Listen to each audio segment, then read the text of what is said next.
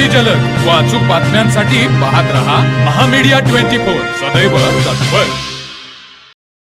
नमस्कार, मी शुभांगी पाटील. महामीडिया 24 मध्ये आपलं स्वागत आहे. पाहूया आजच्या हेडलाईन. आंबा व काजू उत्पादक शेतकरी आक्रमक. नांदगाव येथून कणकवलीकडे 15 किलोमीटर राष्ट्रीय महामार्गावर पदयात्रा. अचानक राजू शेट्टी यांच्या निर्णयावर मुंबई गोवा महामार्गावर शेतकऱ्यांचा लॉंग मार्च.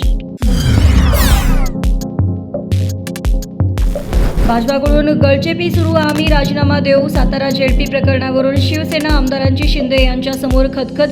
फडणवीस आणि शिंदेंची फोनवरून चर्चा. लवकरच बैठक होणार.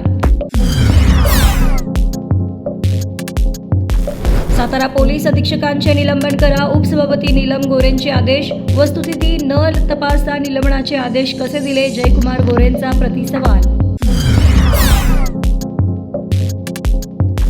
साताऱ्यात पोलिसांनी केलेल्या मारहाण प्रकरणात निवृत्त न्यायाधीशांमार्फत चौकशी करण्याची शंभूराज देसाईंची मागणी.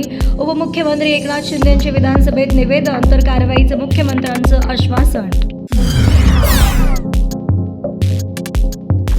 मंत्री मार खातायत. हिंमत असेल तर सत्तेतून लाथ मारून बाहेर पडा. सातारा प्रकरणावरून अनिल परबांचे विधान परिषदेमध्ये शिवसेनेला टोमणे तर युतीत काही कटू अनुभव येतात, पण आम्ही हतबल नाही. शंभूराज देसाईंचं प्रत्युत्तर.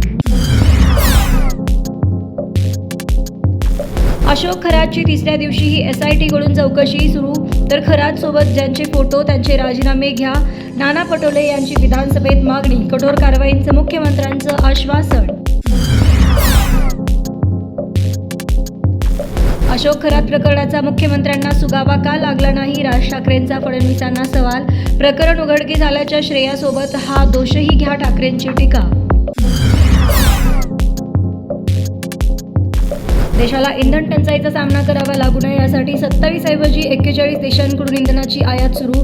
पंतप्रधान मोदींचे स्पष्टीकरण. कोरोना काळासारखा सतर्क राहण्याची भारताला गरज. आखातातल्या युद्धावरून लोकसभेत निवेदन. महामीडिया 24 न्यूज चॅनलला लाईक करा, शेअर करा, सबस्क्राईब करा आणि बेल आयकॉन ऑन करायला विसरू नका.